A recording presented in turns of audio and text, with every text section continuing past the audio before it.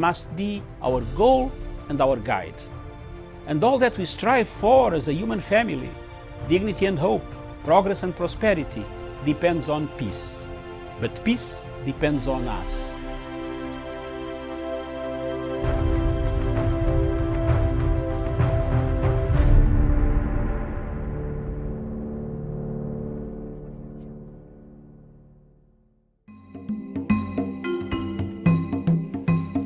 Fellow Africans, since 1957, when Ghana gained independence,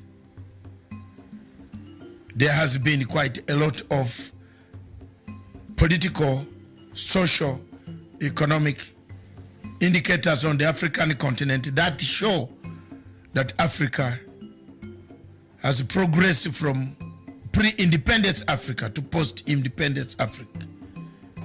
Ghana, your beloved country, is free forever. From now on, there is a new African in the world. That new African is ready to fight his own battle and show that after all, the black man is capable of managing his own affairs. 66 years down the road, Africa finds itself with the first country, Ghana, having gained independence. We find ourselves still locked up, controlled, manipulated, instructed, logistically supplied, equipped by foreign powers that dictate our agenda. Africa is endowed with plenty of minerals, resources, good weather. The climate is so favorable for the growth of food enough to sustain us. But we find ourselves in countries where hunger is killing people. Hunger is killing people because most of the people have taken to arms to fight wars, conflicts. Starvation has taken the place of development. In most African countries like Sudan, South Sudan, Central African Republic, Cameroon, Nigeria, in Biafra, and the north of Nigeria there is Boko Haram, Somalia in the Horn of East Africa. We have taken to conflicts instead of development. Development was the key indicator. When Kwame Nkrumah made the first speech that seek ye African political unity, economic development will come automatically, he was right.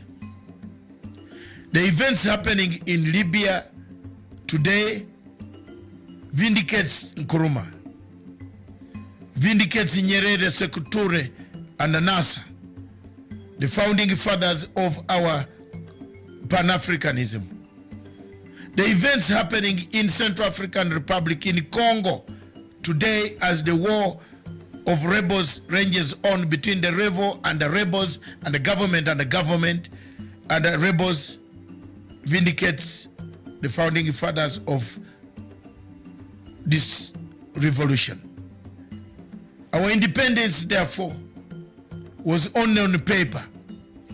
Our independence, therefore, was only in symbols. Our independence also was in signs. Our independence also was in boundaries. That we received our flags, but we never received full independence as by the word independence. Most of the 3/4 of African countries, French-speaking countries, have their budgets being done in Paris. Is that independence? The Paris government or the French government does its budgets based on how much they will get from African countries. Is that independence? Is this the Africa that you want? Is it the Africa that we must look at? Is it the Africa that we shall live for the future generation? If the answer to you is yes, then so be it. But if the answer is no, you agree with me that this is not Africa we want to live for the future generation. Our generations and the future generation need to find a legacy. What is the legacy that Africa and African Union will leave for the future generation?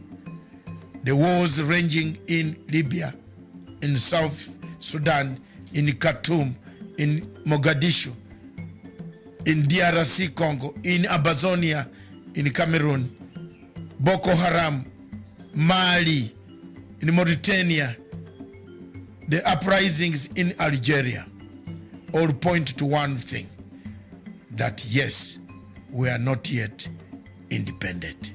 We are still controlled by external forces. Thank you.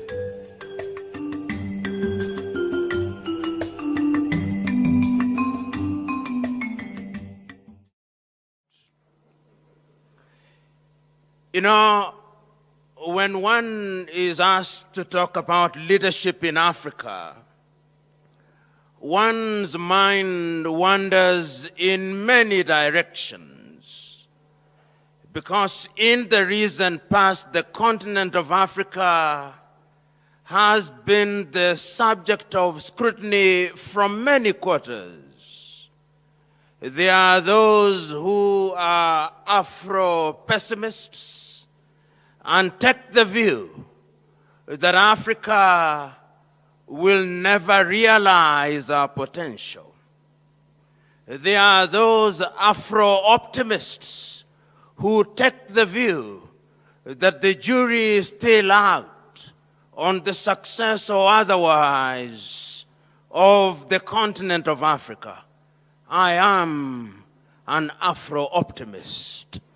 I take the view that this continent has had a glorious past, and that this continent has had her trials and tribulations, but her better days are in the future. There are those who, when talking about Africa, are in the habit of dealing with Africa as if it were one monolithic block. They do not recognize that the beauty of Africa is in her diversity. And indeed, when you care to undertake a geographical survey of Africa, you will be amazed at what the West of Africa offers, what the center of Africa offers, what the South of Africa offers, what the Horn of Africa offers, and what the North of Africa offers. That is the continent that we are talking about today. And we are talking about her because she continues in many ways to punch below her weight. And many are the commentators who take the view that the reason why she continues to punch below her weight is because the men and women who have had the privilege and honor to serve her in different political capacities or leadership capacities have not served her well. There may be merit in that assessment, but those who are quick to judge, those whose only claim to fame is that they are professional fault finders, must ask many questions before they judge and condemn Africa unfairly.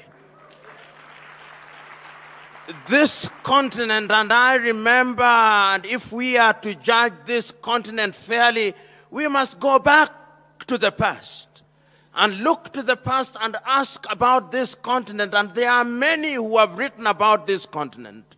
How many of you here will forget the great writings of Senegal's Anta Diop, who has documented in many ways the glorious past of the continent of Africa, the great kingdoms in Africa. When Europe was still in the caves, Africans were building monuments. If they were not building them in the Ashanti Empire, they were building them in Monomotapa here in Zimbabwe. And there is a sense in which all those have been consigned to the Museum of History, and those who look at Africa see Africa as a scar on the conscience of humanity, not remembering that they were themselves co-authors of Africa's misfortunes. We are the only continent and the only people in the world who have been commodified. How many of you will remember that agrarian Europe had to commodify Africa in order to realize our level of development? At one time in those early days, we will remember, even as we talk about leadership, that half of the population of this continent was taken away. If they were not taken away from Ghana, which they then christened Gold Coast, they were taken away from Angola. If they were not taken away from Angola, they were taken away from Mozambique. If they were not taken from Mozambique, they were taken from Senegal. If the Arabs were not taking us, the Europeans were taking us. If the Europeans in their different tribes were not conquering us, they were stealing from us. Those are the realities that we don't talk about when we talk about this continent. And you know, if one cares to judge the African continent, one must be historically conscious. The oldest African country after we regained our independence from greater chief. And the question that we must ask ourselves, why is it that this continent finds ourselves in that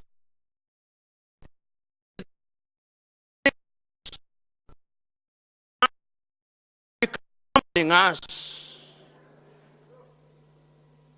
Everybody is in the business of summoning us.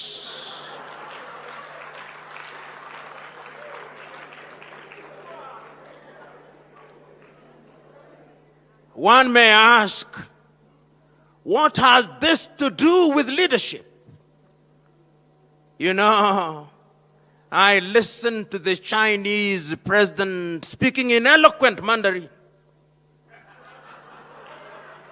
saying how the relationship between Africa and China is a mutually beneficial relationship.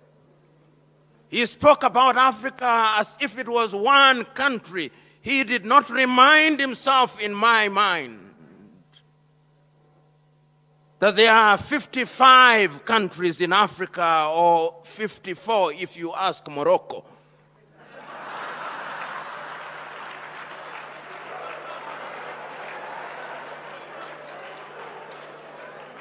And I listened to the Chinese president specifically mentioning the Gambia and a few words on Sao Tome and Principe, that they were welcomed back to the world because they had renounced their relationship with Taiwan and they had now recognized the one China policy. Do I say this because there is anything wrong with China? No. I'm saying this because the Chinese are providing leadership for their people.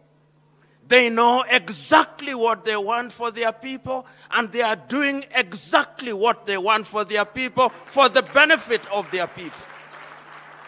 The question that I'm posing to us, do we know what we want for our people? Are we doing what we need for our people? And the answer is, I doubt. Why do I doubt?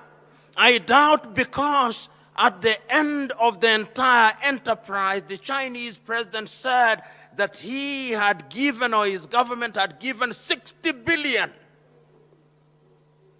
United States dollars to 54 African countries. Notionally, therefore, each country would be entitled to no more than 1.5 billion. Half of the presidents who are present in China, each one of them, half of them, can produce 1.5 billion. Sportsmen in Europe and America, including boxers, can earn $1 billion in a single bout. And we are here celebrating and singing the praises of China because they gave us 60 billion. Once again, it is a statement of their ability to recognize what leadership is all about. I'm submitting to us that when we interact with people like the Chinese, there is something to learn from them. We may condemn them at fora such as this, but there is wisdom in asking ourselves, how is it that this country, which about 30 years ago could not feed half our population, has in 30 years during our lifetime succeeded in pulling up nearly 800 million people out of poverty? How is it that every road that is now being built in Africa, whether the road is in Benin or in Nairobi, Kenya, or in Johannesburg, South Africa, or in Kigali, in Rwanda, or the Democratic Republic of Congo, there is a Chinese firm whose name I cannot pronounce as the contractor for that firm? How is it? How is it that China, which about 30 years ago did not produce a mobile phone, today out of every 10 mobile phones, we are using 6 which are from China? If it is not Techno, it is some other phone. If we are not inviting Jack Ma, we are inviting another Chinese, because we have seen that they have the ability to organize their affairs. Some of us, particularly those of us who are in the middle class, our pride is that our child is learning Mandarin as a second language, not isiZulu, Mandarin. I fear, Bishop, that in the next few years, when they bring their children for baptism, and you ask them, how do you name this child? They'll say, Deng Xiaoping Simfiwe.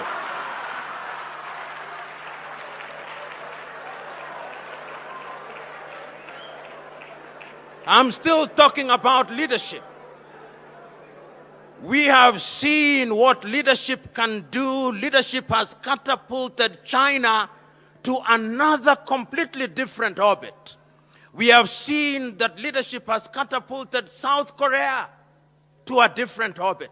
We have seen that leadership has catapulted Vietnam, which was bombed to the ground in 1975. Vietnam now produces more coffee than all African countries combined. What have they done? The men and women who have been given the opportunity to serve those countries long recognize that leadership is about service. And I can't agree more with the Honorable Minister who spoke before me and the good Dr. Aaron who spoke before me, that the true essence of leadership is self-discovery and self-esteem. You know, where I come from in my tribe, and I know in many African communities, when you do something very well, they say, you have done it like a white man. When you arrive on time, they say, he has arrived like a white man. When you speak well, they say, you spoke like a white man. When you dress well, you dress like a white man. When you go to a beautiful place in Africa, you say, it does not look like Africa, as if Africans are incapable of doing the right things. And I'm telling us that until the day that we exercise the ghost of low self-esteem, Africa is going nowhere. I'm submitting to us that history has demonstrated times without number that personal conquest is the beginning of true leadership. If you don't conquer yourself, you are going nowhere. And I'm submitting to us that Africa must now recognize that whatever institutions you have, until and unless it is populated by men and women who have ideals, those institutions will collapse, never to be put together again. So going forward, ladies and gentlemen, I hold the view that a conference such as this, that brings together men and women who recognize that Africa should occupy her pride of place amongst the Committee of Nations, must be a conference at which we speak to each other honestly. I think we Africans have been too kind to each other for too long. The time has come that we must annoy each other. It is only when we have annoyed you sufficiently that we can canalize that anger, and that anger can then be used to move mountains. And my joy is that Africa is not sleeping. My joy is that Africans are now beginning to wake up to the reality that we have not only the intellectual wherewithal, but that we have the resources to make our countries grow and grow in the proper direction. You know, not so long ago, and not so long ago in this case means about 50 years ago, I read and listened to the leaders of the early days. If you listen to any one of those leaders, the clarity with which they were able to identify the problems of Africa and the clarity with which they were able to prescribe the medicine that could solve the problems of Africa was as titillating as it was as astounding. You know, I listen to the more casual works and I read the casual works of a young leader in the 1980s, such as Thomas Sankara. You know, Thomas Sankara is a young individual whose claim to formal education was not very much. He did not hold any PhD. He was an army officer. He overthrows the government of Upper Volta, and he goes into government and poses the question, why are we called Upper Volta? And he says the first thing that we must do is to change the name of this country so that it becomes Burkina Faso, the land of the upright man, and that the people of this country must be called the Bukinabe, the upright people. And he says we have been suffering with hunger and food shortages for too long. We have depended on France for too long. We can no longer be children and toddlers in our adulthood. We cannot be in economic and political diapers for too long. And he begins to release the country. And no sooner has he succeeded in doing this than the erstwhile colonial power says that this is a bad example. And they eliminate him. And not only Thomas Sankara. I remember the man for whom I am named in 1961, Patrice Emery Lumumba, only aged 36, and he recognizes, and on that day of independence, not being scheduled to speak, he speaks nevertheless, and he says how happy he is that the history of the Congolese will be written by the Congolese, and they take him away. I listened to Ghana's Kwame Nkrumah saying that Africa cannot be free unless the whole of it is free. I look at the casual works of Bantu Stephen Biko. I listen to the casual works of Samora Moises Machel. I read the casual works of Modibo Keita in Mali. I look at the works of Agostino Neto, the works of Africans who are clear. And those of you who are alive then, you could see that the indices of development in Africa were moving up north. If it was not infant mortality that was beginning to be lowered, it was maternal mortality and crude death rates. Africa was moving. But remember that Charles Darwin is still right. In this jungle that we call the world is survival of the fittest and the dying of the least suitable. When we begin to rise as a people, there are those whose only claim to success is to put us down, to tell us, not in so many words, that we are children of a lesser God. It is our duty to tell them that we are not. And that is why we have forums such as this. You know, there are those who may say, and I'm one of them, that perhaps in Africa we hold too many seminars, that we hold too many conferences, that we hold too many colloquia. But I hold the view that these things must be repeated time and time again, so that if they are clear, they become even clearer. Is it not true that gold must be in the fire and the furnace before it is refined? Is it not true that Africa has men and women, the 1.2 billion of us, that we have the ability to catapult this continent to a higher level? You know, there was a time that Africa deluded herself, that a leader was one in the nature of Moses, communing directly with God, and that this leader had a rod and staff. and that he would part the Red Sea of disease, and disease would disappear by pronouncement of abracadabra. That this leader would call and summon manna from heaven, and manna would fall. No, that is not leadership. Leadership is all of us, each one of us, in our little villages. The great American Ralph Waldo Emerson was right when he said, when we want the world to be clean, don't complain about the dirt in the world. Sweep your front yard and let your neighbor sweep their front yard. And lo and behold, when we have all swept, the world will be clean.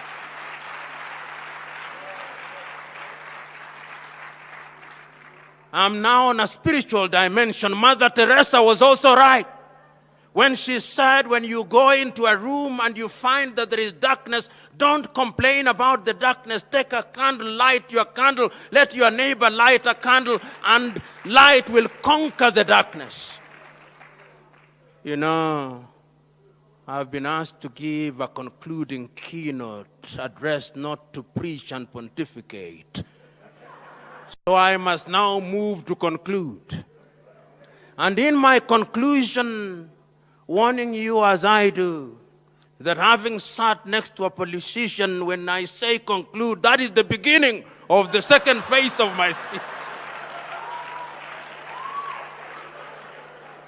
But let me conclude by saying the following things. That this continent is now at crossroads. And when you are at crossroads, it means that you are faced with two roads. And you've got to make a conscious decision which is the road to take. And I think Africa made this decision. In the year 2013, the African leaders, whether you like them or not, that is another debate. You elected them, or they happen to be the leaders, and therefore they are the political leaders. And it is important to make a distinction between leadership in its broad sense and political leadership. Political leadership is the most visible leadership and the most effective in terms of marshalling all our resources and ensuring that they are coordinated in a manner that benefits us all. That is why political leadership is at the very heart of human development. The politicians sat in Addis Ababa in Ethiopia and came up with Agenda 2063. You know, Agenda 2063 says many things, but this is how I imagine Africa Agenda 2063. That in the year 2063, South Africa will have a GDP of 3 trillion United States dollars. And at that time, we shall not be measuring our GDP in dollar terms. We shall be measuring our GDP in Afro terms. Our currency will be called Afro. And the Afro will be the strongest currency in the world. And the GDP of South Africa will be 3 trillion. That the per capita income of South Africa will be 30,000 Afro. And that all our children will go and gain education from primary to university, the cost being underwritten by our taxes. That all our minerals will have a value addition, that we shall no longer be importing complete products from China. There will be a mobile phone. Namibia will be manufacturing a mobile phone, and that 1 million Africans will be using that mobile phone. That phone will be called Mobi Africa. And Namibia will not stop there. I look to that day, Botswana will no longer be selling any cows to Europe. Those cows and the meat from Botswana will be consumed in the continent of Africa, and Lesotho will not be left behind. And Eswatini will also be a Shangri-La where we will go for tourism, and it will not stop there. Mozambique will have some of the biggest ports in Africa, and Tanzania will be there, and Malawi will be there, and Zambia will be there, and Angola will be there, and Equatorial Guinea will have new leaders, and Equatorial Guinea will be the equivalent of the Silicon Valley. In 2063, the Democratic Republic of Congo will no longer have any conflicts. We'll have power being generated from the Inga Dam. And I can assure you that at that time, Kenya, Uganda, and Tanzania, and South Sudan, and Ethiopia, and Eritrea, and Somali, and Djibouti, there'll be a road connecting all these countries. And it will not stop there. It will go on to Central African Republic. It will go on to Cameroon, and Gabon, and Benin, and Togo, and Sierra Leone, and Liberia, and the Gambia, and Mali, and Mauritania, and all these countries, and Sao Tome, and Principe, and the Seychelles, and Mauritius, because there'll be leaders at that time. You know, in 1978, when I was reading Chinua Achebe's book, Things Fall Apart, the elders asked the question, and where are the young suckers that will grow when the old banana dies? Today I want to submit to you that where we sat, I saw old bananas. But when I look at this side, I see the young suckers that are growing when the old banana dies. And the truth of leadership, as I conclude, true leadership, Julius Kambarage Nyerere was right. If you are a true leader, you are not successful unless your successor succeeds. And this is the message that we must send to all African leaders.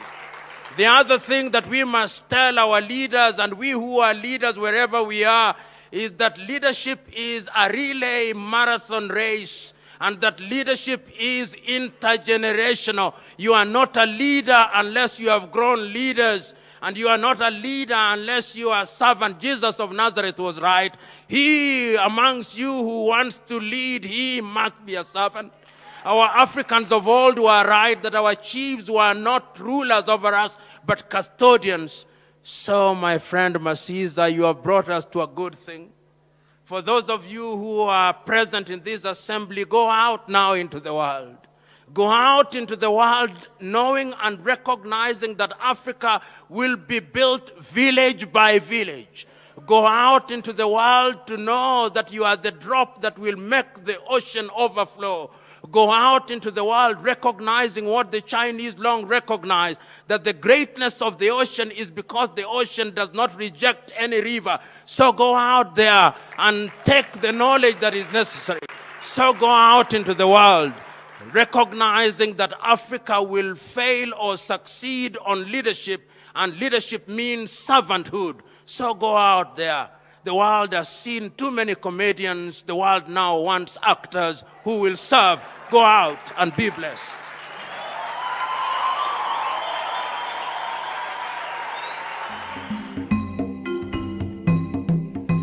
Fellow Africans, since 1957, when Ghana gained independence, there has been quite a lot of political, social, economic indicators on the African continent that show that Africa has progressed from pre-independence Africa to post-independence Africa. Ghana, your beloved country, is free forever.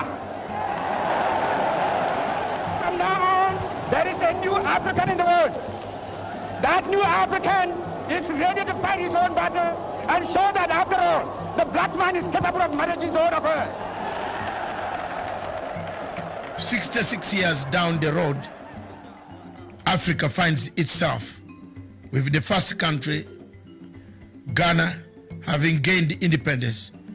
We find ourselves still locked up, controlled, manipulated, instructed, logistically supplied, equipped by foreign powers that dictate our agenda.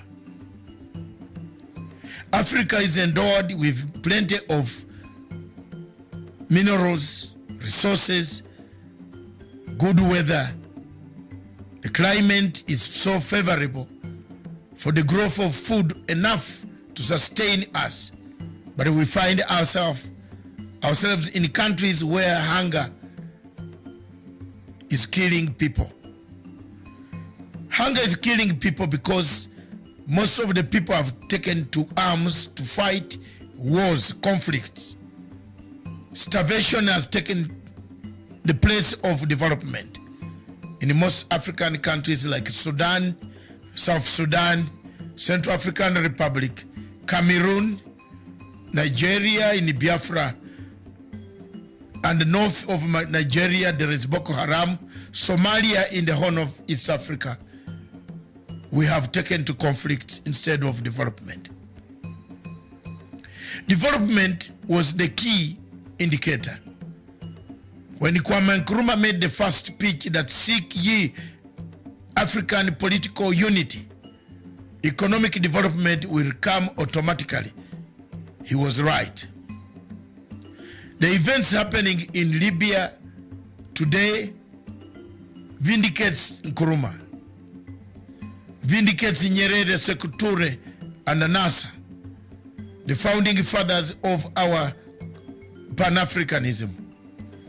The events happening in Central African Republic, in Congo today, as the war of rebels ranges on between the rebel and the rebels and the government and the rebels, vindicates the founding fathers of this revolution.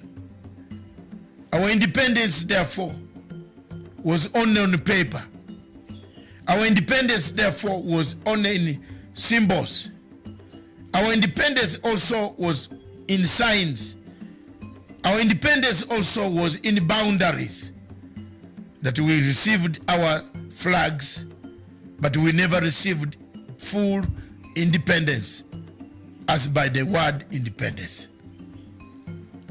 Most of the 3/4 of African countries, French-speaking countries, have their budgets being done in Paris.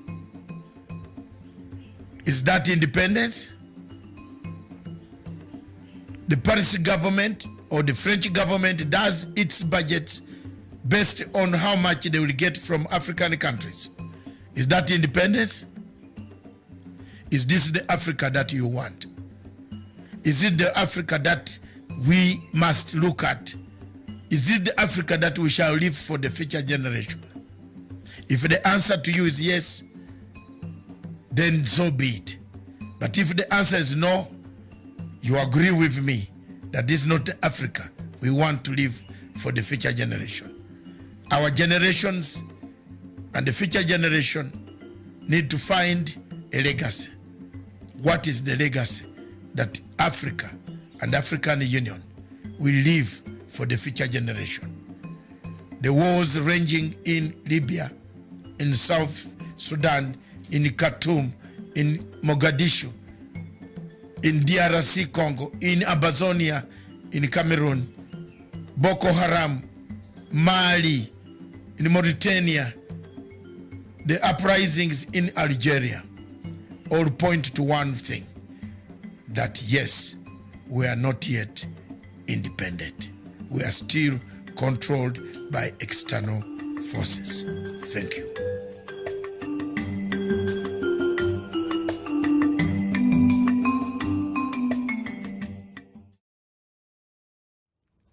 South Africa is the heaven, our heaven in Southern Africa. Yes, it's more highly developed, true. But go there and you'll see that the Africans in the country are still very low. It's the whites who are living better lives, more advanced lives. In Soweto, the lives of the people are very elementary.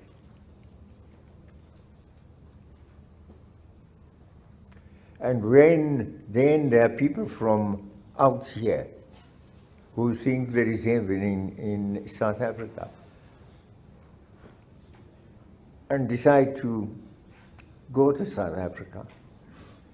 They make the situation of the Africans there worse. An estimated 2 million Zimbabweans live in South Africa.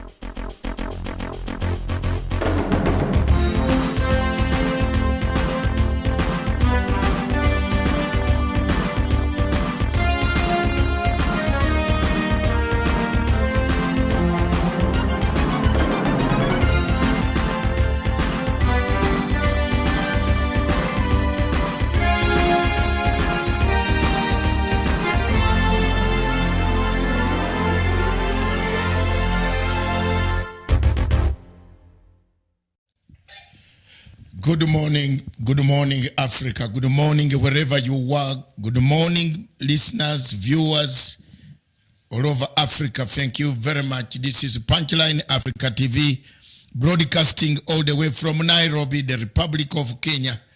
It is indeed a sad day in Africa. Together with me, Miriam Ogutu. Thank you. Good morning. Good morning to you. Good morning, all of you viewers. We thank you very much for last night's show. It was fantastic on South Africa and why it remains in apartheid era since 1994. This morning, we woke up to the news of the death of one of the African heroes, one of my mentors, a good friend, a Pan-Africanist, a man whom I said one day where I would try to go and reach there to bury President Mugabe.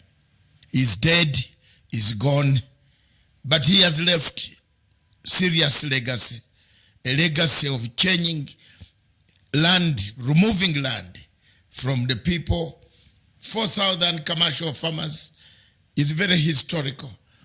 There are people who don't know about this, but they should know now that 4,000 commercial farmers, white commercial farmers, owned 80% of arable land in Zimbabwe in rainfall areas of A and B, and then 17 million Zimbabweans are left to share the rest with the animals and the wild animals in Zimbabwe.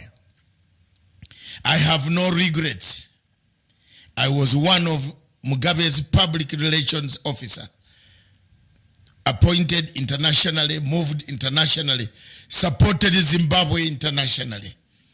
In the absence of Zimbabwe in Europe, I played a pivotal role in changing the policy, telling Africans in Africa and in the diaspora and whites in Europe that there was no need of isolating Mugabe. I did that. I have no regrets at all.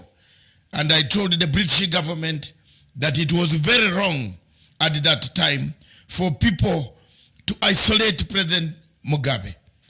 I was right, and all the things have come to pass.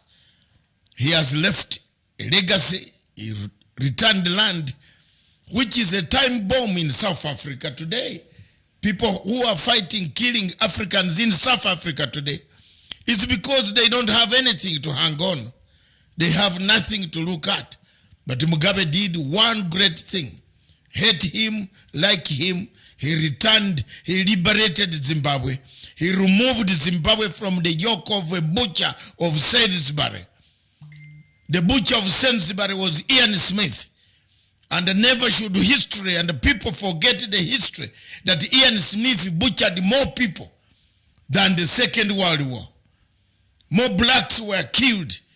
More blacks were murdered, raped, killed, defiled, castrated. That is what the butcher of Salisbury did. The younger men who talk about Mugabe have not seen the pain that he went through. Mugabe left. When they froze his account, I was one of the first people who went to Britain to look for his bank statements, because the bank said you can send somebody to collect the rest. I only found 10,000 euro, 10,000 pounds on the account of a president. I want you to tell me which president in Africa who has 10,000 pounds in Europe. It was only Mugabe who had 10,000 pounds, 10, with some cents on top, pence. I still have a copy of that account of bank statements. I put it in an envelope and I took it to Harare, to Emerson Mnangagwa, who was by then the Speaker of National Assembly. May his soul rest, but rest for Africans to pay respect.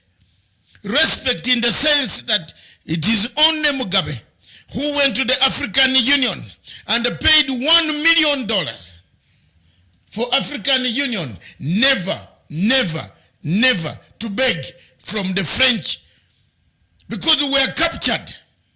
African Union is captured. African Union is captured by the same men who wanted Mugabe dead. I don't know what they will do now. They wished him several days. He's gone. Go ye, uncle. But you have left the seeds that will spread, the seeds of wisdom. I'm one of those Pan-Africans who will stand firm, to stand by your words, remember your words, and speak with your words with wisdom and with courage until I deliver Africa from the fangs of toxins of imperialism, of malcontents who spread hate, divide Africa, sell Africa, buy Africa. When you have presidents like Famijo of Somalia selling Africa, and so that we go to Texas to discuss what is under Somalia, it's a shame. It is a shame, therefore, for we as Africans, we don't have any value amongst ourselves. For we as Africans, we always look at each other as enemies. We hate each other. Malcolm X said, the worst thing that you can do for an African is to tell an African, a black man, the truth. And once he knows the truth, he will kill you. It is true, as Africans, black as we are. If you see the events that have happened in Zimbabwe, in South Africa, Mugabe would not allow that type. Mugabe was the first person on the continent of Africa to return what we call a strategy, a redemption strategy, which every African leader is contemplating to do. Mugabe delivered a redemption strategy, a strategy that you can see today of shaking hands with a butcher of Salisbury. It was not Mandela. It wasn't Mandela. It was Mugabe who first in 1980, when he got out of the bushes of Mozambique, took a step forward to shake hands with a butcher who had murdered people, to give protection to Ian Smith, the butcher of Sainsbury. Give him protection, forgive him for the torture, for the 10 years that he stayed in jail. It is Mugabe who did that. It was him, the first country in Africa, to accept reconciliation, remedy, a redemption strategy of healing, reparations, restitution, reconciliation, tell the truth, accountability. Zimbabwe remained an accountable state, a state that could account for any penny, any dollar that it had. Zimbabwe remained the beacon of hope for the people of Southern Africa and Africa. The weddings, the honeymoons that we took in Southern Africa, in Victoria Falls, is as a result of the flourishment of the situation, the good conditions that Mugabe put in education, in transport, in infrastructure and hospitals, that every African loved to go to Victoria Falls. It is therefore very important as we mourn this guy, as we mourn Uncle Robert, commonly known as Uncle Bob, as we mourn him, we look at what he has done more than what happened after that. What happened after that is a mixed bag of difficulties, of uncoordinated troop movement of the West, led by Britain, America, Australia, France. They put sanctions on this country. From 2002, the malcontents of MDC, led by late Morgan Changarai, decided to take calls for sanctions, to sanction Zimbabwe, to make sure that Zimbabweans die. It is sorely stated that opposition leaders in Africa at times behave like toddlers who have just come out of their mother's wombs that they forget that there's a population that they have to keep when they come to power. It is sad that such things do happen in Africa. It is only in Africa that we look at ourselves and start forgetting and be exploited by foreign forces. It is only in Africa that Famijo, the president of Somalia, can accept money from Texas in America to sell all the oil and the diamonds in Somalia and allow Uganda and Kenya to fight and kill each other, kill us, and they kill us every day when the man has sold the oil to the Texan sharks. It is only in Africa then that we needed men like Mugabe who could stand up and say the UN is yucky. That's all I can say. The UN is Yankee. It is something, it's a club that takes 5 members of the United Nations Security Council to decide your fate, and yet we have the bigger population than those 5 members. It is only in Africa that we need a man like Mugabe who could have told people, keep your England, I will keep my Zimbabwe. Mugabe inspired many in Africa. Mugabe rolled many in Africa. But the catastrophe that befell Zimbabwe could befall, can be dangerous, and can be very, very bad for the rest of Africa, in Southern Africa, especially in South Africa, where land is owned 90% by white population, exploiters, people who own the rights. Africans walk with nothing. But for the imperial machines to work, they have turned the black man to fight another black man to avoid the white society not to be touched. How many Chinese are in South Africa? How many Chinese shops were burnt in South Africa? None. It is only in Africa that when you read and remember why Mugabe took up arms to fight, and the people said he was a terrorist. Today, a terrorist turned Zimbabwe into an example of a resilient people. A resilient people in the sense that they have endured the sanctions targeted at Zimbabwe, targeted to destroy Zimbabwe, targeted to destroy the children. Do you know how many children die of hunger, of measles, of malaria, of all small kinds of diseases that are curable in all countries in Africa? Millions die in Zimbabwe, weekly, no, yearly. We have so many people going down because some things cannot work. Medicines are not in hospital. Schools cannot have textbooks. It is only in Africa again that we have leaders like Paul Obiya slaughtering his own people. That is what Africa is. And slaughtering them on behalf of the French. It is only in Africa, Miriam, that you see men who walk with pride, men who stand up with pride, men who stand up and defend. We people who defend, who take position in Africa, rarely stay longer. But we leave a legacy. Mugabe has left a legacy. I disagree with anybody who says, and it is in this book, and this book will come out soon because I'm about to retire to publish them. This book speaks all from the Lancaster Agreement by me, the tracing of the Zimbabwe, the error, how Britain erred on Zimbabwe.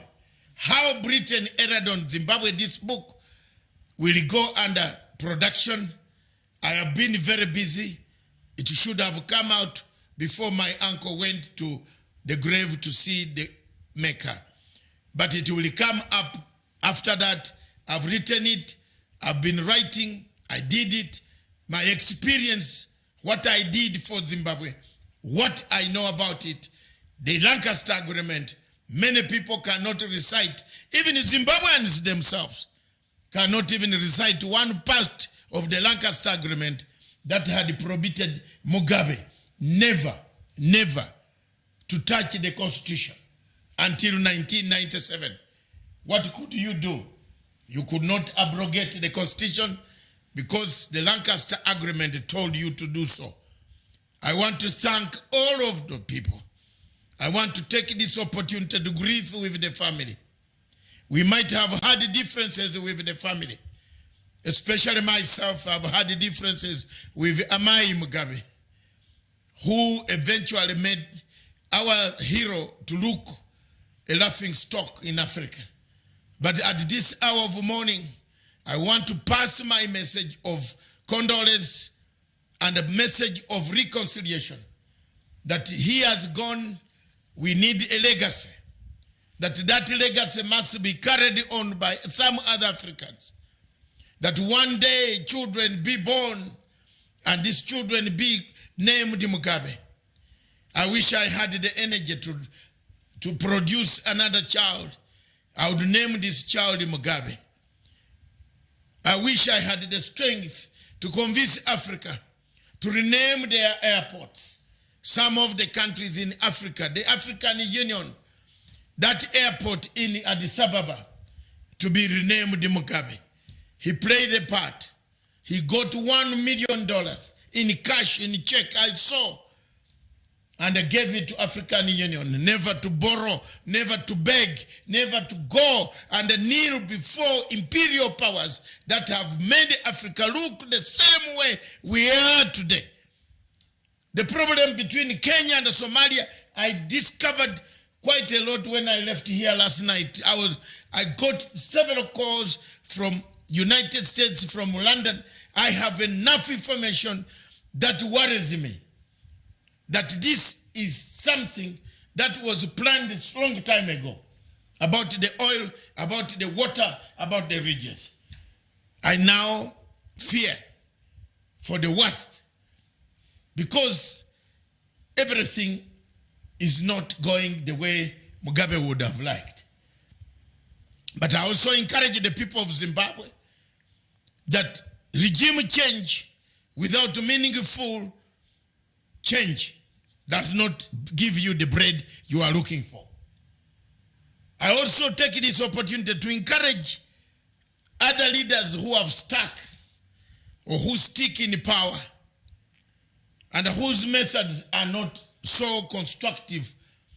But I want a caution. Democracy did not mean that's the type of democracy. There is nowhere in the Plato Republic, in the Socrates, Aristotle, Karl Marx, where it say defines the particular move of democracy. Democracy can be an African democracy, tempered with some harshness.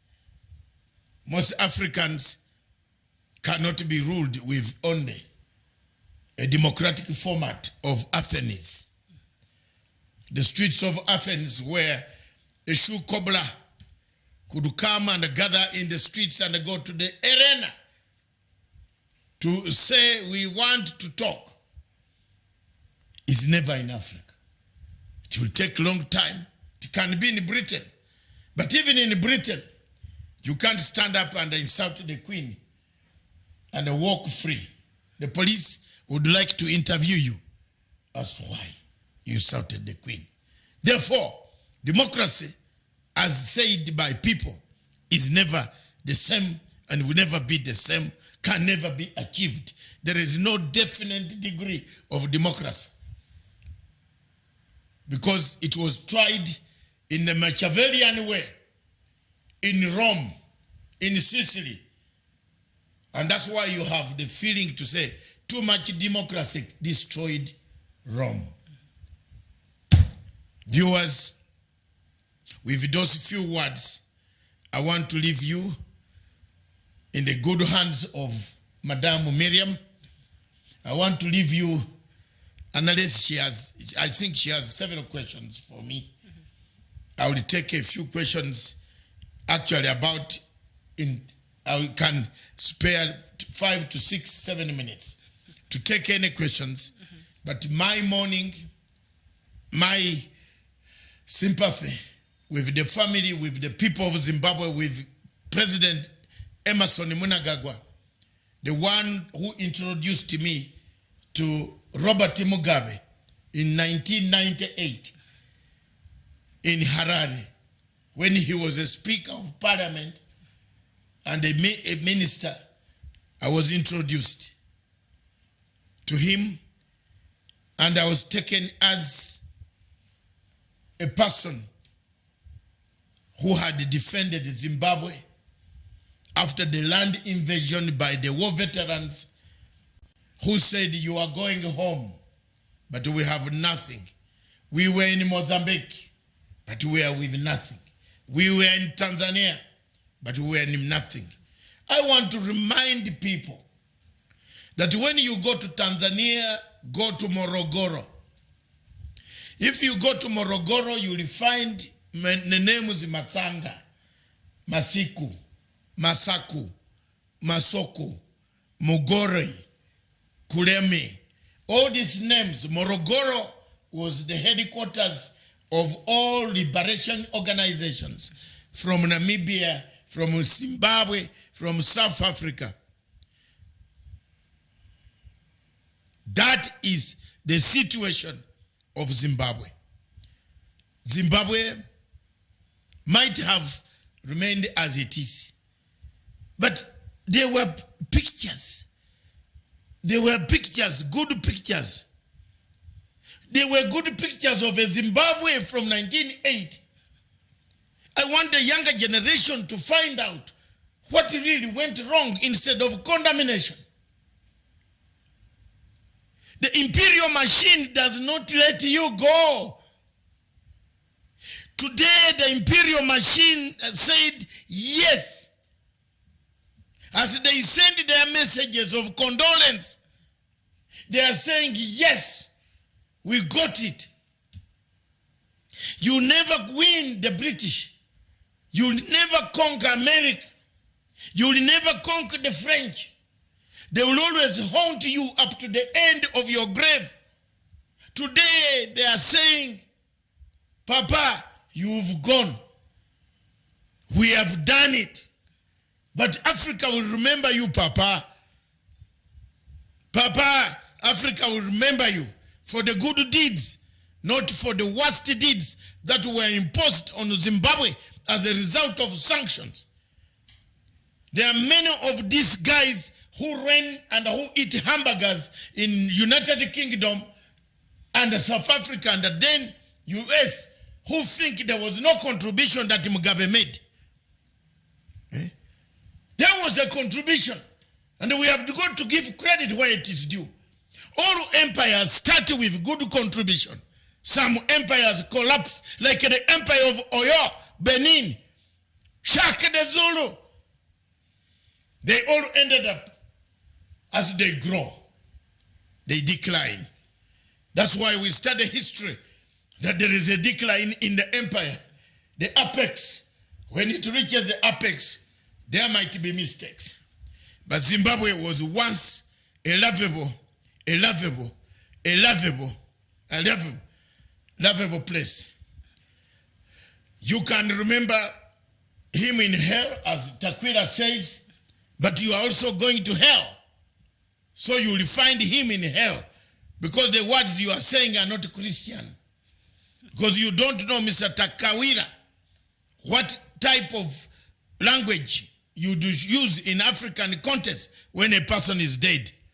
Therefore, engaging you is like engaging a malcontent who has lazy brains that don't discuss issues, but discuss naivety of hell.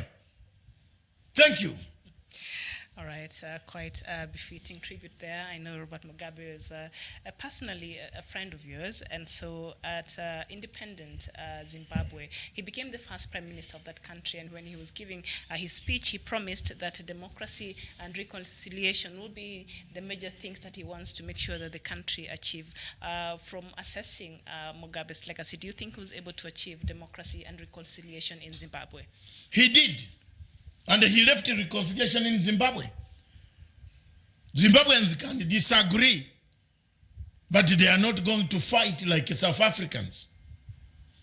Zimbabweans can disagree, but they not kill blacks. I am a Ugandan, but I could mix in the Zimbabwean community. Forget about Moyo, Jonathan Moyo, that lumpen. Professor Jonathan Moyo, who is around here, also seeking refuge from Kenya and other countries.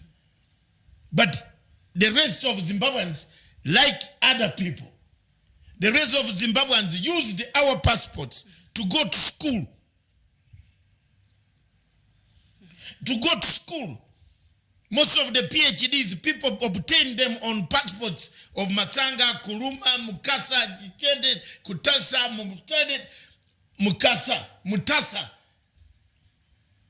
Dr. Mutasa, the former minister in Zimbabwe, has a clan in Uganda. All these Zimbabweans you see, our passports, they gave them education. They could not go access to British Council without a passport.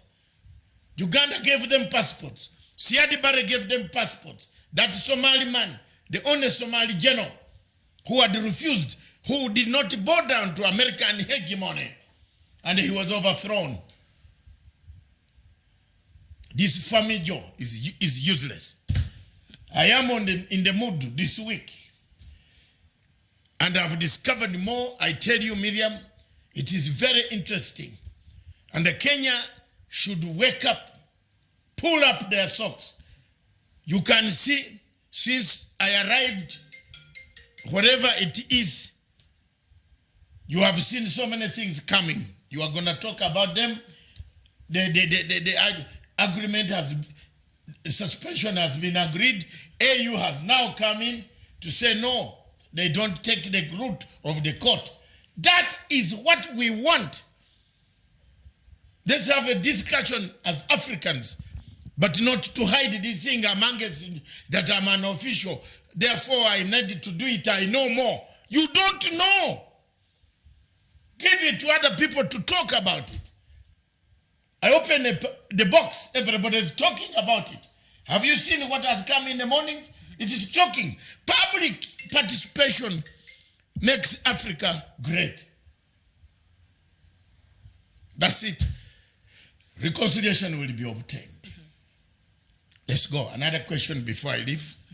Before you leave, I know you mentioned Professor Jonathan Moyo, and he sent a very early tweet today with a very dark clouds. He said dark clouds have engulfed Zimbabwe today, and he seems to be mourning somebody that he considers his hero. So he does not appear to have lost the admiration he had for former President. There's nobody. It is only a man with hamburger brains, like this man, like Takawira, who can mourn with some who can talk about a dead man today as a bad guy.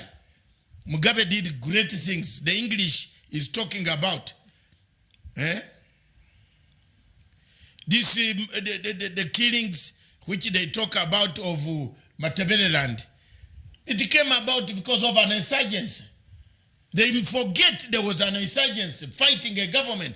For us in Uganda, we have forgiven each other. Museveni went to Luwero Triangle. The people that were killed by both sides were many. Because Museveni was not shooting with water. Neither the UPDF, neither the UNLA, the Uganda National Liberation Army, was not shooting with water. They were shooting, they were killing people. We have to admit. We have to admit. We Ugandans admitted and moved on. We went to northern Uganda. We admitted. We moved on. Our state is stable. It can lack a democracy, but it doesn't lack this lumpenism, where Zimbabweans and South Africans, especially Zimbabweans from one section, go on accusing others that there was killing in Matebele. So what? There was a revolution. People were rebelling against a government selected by the people. Washamari, listen.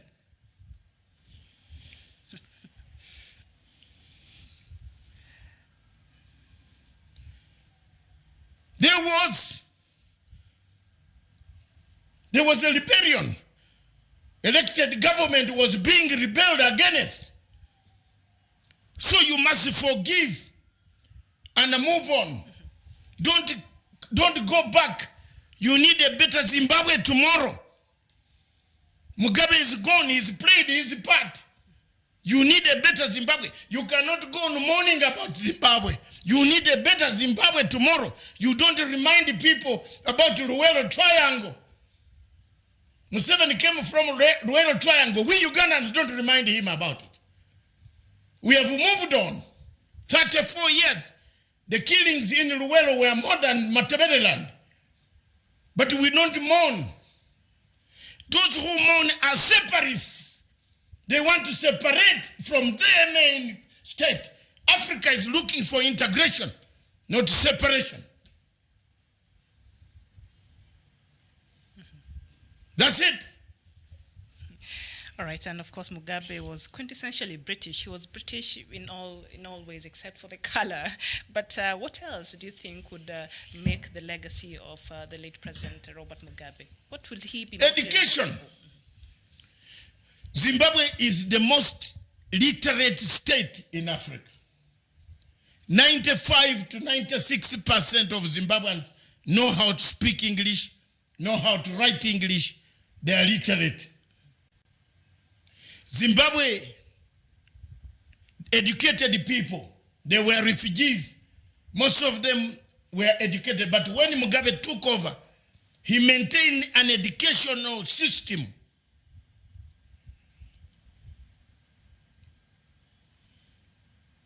Okay?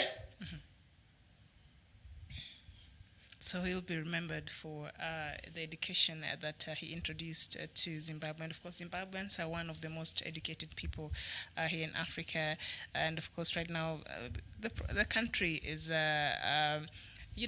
still trying to get a food after years of the sanctions that was imposed on Zimbabwe by, of course, the foreign powers. And President Emmerson Mnangagwa is still really grappling with the bad economic situation that he inherited. But outside of that, also, there are people that Mugabe actually really inspired. And he is said to be one of the leaders in Africa that really represented the true spirit of Pan-Africanism. Yes. There is nowhere. You see, no. You show me one African orator anymore, apart from Kenyatta now. It is only Kenyatta who can read this English very well, and talk, and then the whites listen. That's why some of us admire him. I admire President Uhuru Kenyatta for the oratory skills, the mastery skills. Mugabe had mastery skills. He could talk, he could convince his audience. And he touches on cardinal things. He talks slowly. If you look at my tone, it's like Nyerere's. Nyerere used to talk Matanga way. Actually, the Ghana first president, you remember him? Nkrumah. Yes. Nkrumah's tone is Matanga. It's very passionate. But Mugabe was very cool, calm, and collected. He was the he had the English, he had the mastery, he had the oratory skills of Julius Caesar. He knew the enemy was there. He knew Cassius was around. He knew Brutus was available. But he delivered. He used to tell them, we have lost an African hero. And for me, personally, I've lost an African hero, a friend, and therefore I will not engage anybody who has other alternatives and ulterior motives. Go and spread them in your mouth and with your father or your mother or your child or your family or your wife. But for now, it is a mourning process. For me, I'm mourning as an African. I'm not a Zimbabwean, neither are you Zimbabwean. Therefore, I leave you to tackle the African news together with the Kenyan news as I proceed to make arrangements to know whether the body will come. I want to try to be at that stadium in Harare to see my father go. At one time, I must see that. May God help me to be part of those sending off. I told you before I leave that there is no African leader that I will cry. This one I cried. You said yesterday. Yes, I cried. I told you yesterday. You said yesterday. The only African leader where tears have come out when I had this morning very early from a telephone call from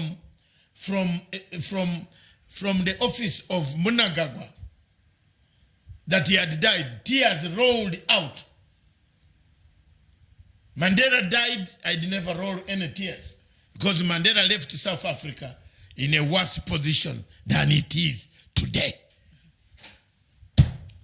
Actually, he did. There's nothing he did.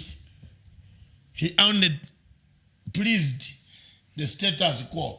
Left sleeping dogs lie.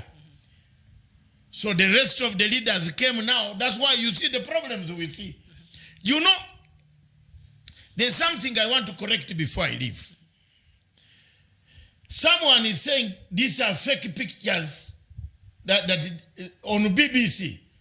Have you seen how poor some stupidity is? The people are being beaten, it is true. And the people being beaten, then someone is trying to water down because they have found themselves in catch-22. Those who sponsored the George Soros, who sponsored these other groups, did not expect the blacks to go for blacks. They wanted the blacks to go for the whites.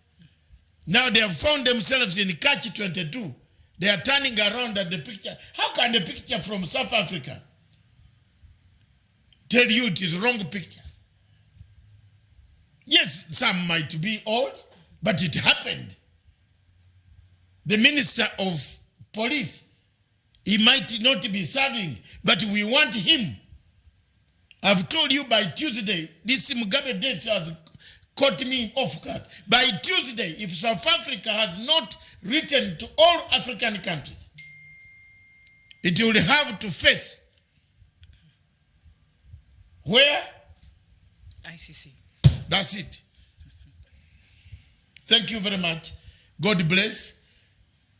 God bless you. We see you on Sunday. I see you on Sunday. And Miriam is here for another 1 hour to discuss her issues. But also as you continue mourning the late President Robert Mugabe, and you can continue sending your message of condolences and how you will remember President Robert Mugabe. He died in Singapore. That is where he's been receiving his treatment for the past few months. And also the Vice President, Constantine Chiwenga, he was in China receiving treatment in July. I don't know if he's back in Zimbabwe yet. There seems to be some health issues there, but we'll come back and then continue sending your messages of condolences, and we will continue mourning President Robert Mugabe, among other news in Africa that are making headlines this afternoon. And yes, indeed. All right, so let's just take a break. Don't go too far. Good morning, Africa. We'll be right back.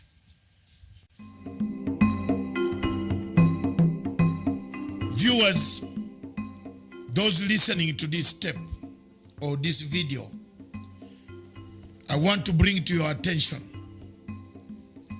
that the politics of proxy wars in Africa is becoming real, and it has become a reality.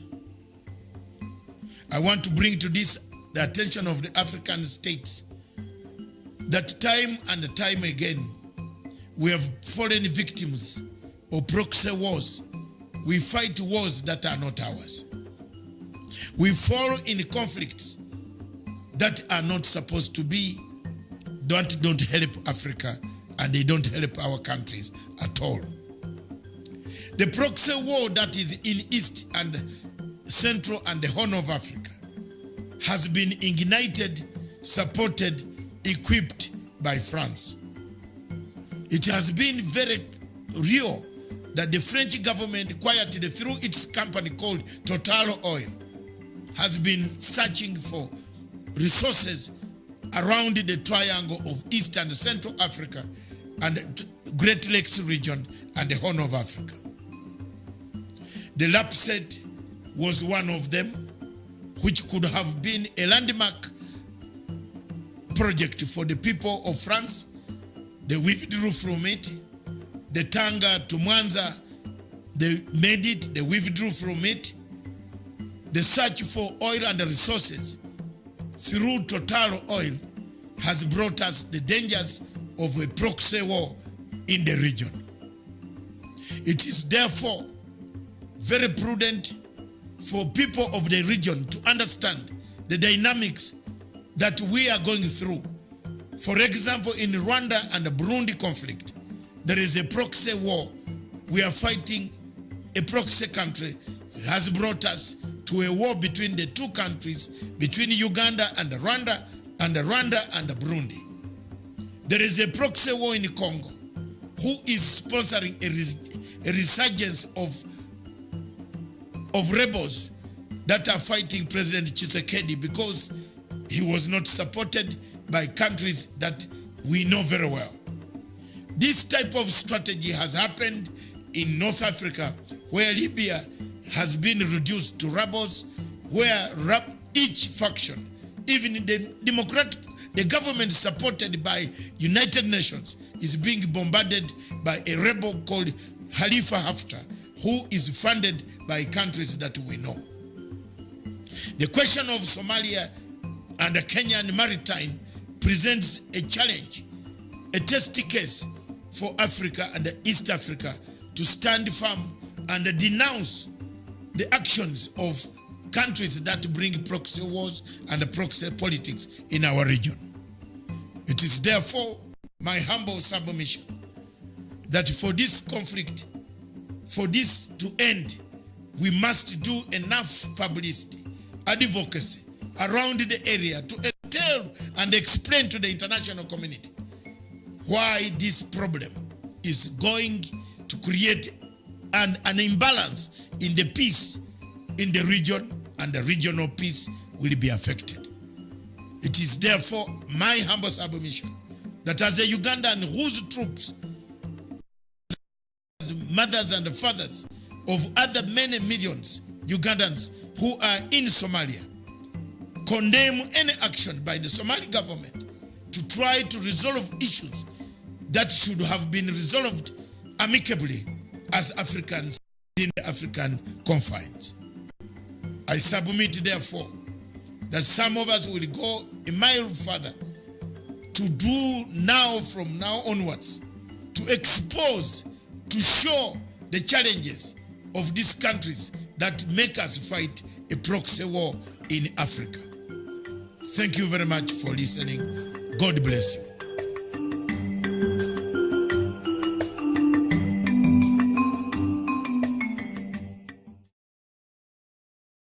Welcome back. This is Good Morning Africa. Dr. Matanga just took a break there, but I'll take you through the remaining about 35 minutes that we still have on the show. And please just continue sending your tributes to the former president of Zimbabwe, Robert Mugabe, who died at the age of 95, and his family has confirmed his death. Mr. Mugabe had been receiving treatment in a hospital in Singapore since April. He was ousted in a military coup in 2017 after 37 years in power.